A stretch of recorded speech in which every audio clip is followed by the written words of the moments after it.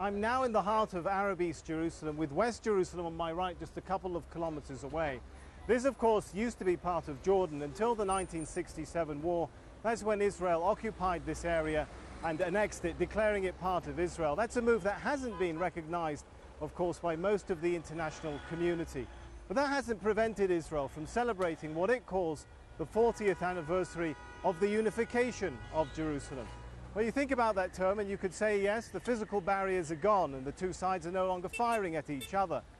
But then you take a deeper look and you have second thoughts about the term reunification. You see, here, East Jerusalem still clearly is an Arab town with an Arab population.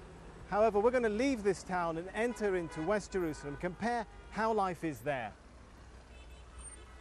In his novel, A Tale of Two Cities, Charles Dickens once wrote, "It was the best of times, it was the worst of times." And I guess you could argue, depending on who you are and where you are in this city, the same could apply to Jerusalem. You see, here in West Jerusalem, I'm in another world. I could be, in fact, in any city in Israel. Whereas moments ago in East Jerusalem, I felt like I could have been in any city in the Arab world. Well, the divide is not only cultural and ethnic, it's economic too. You see, the government spends a lot more money on West Jerusalem than it does on East Jerusalem. So what does that mean? Well, if you're a Jewish resident of West Jerusalem, you probably walk nicer streets, work in nicer offices, you probably have better access to things like schools and hospitals.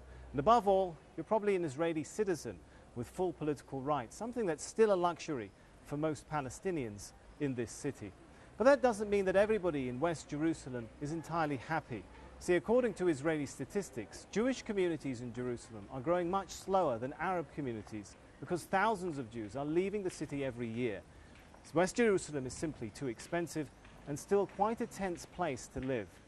Perhaps, just perhaps, if Charles Dickens wrote the opening lines of his novel today, and if he was writing about Jerusalem, maybe he'd admit that line about it being the best of times.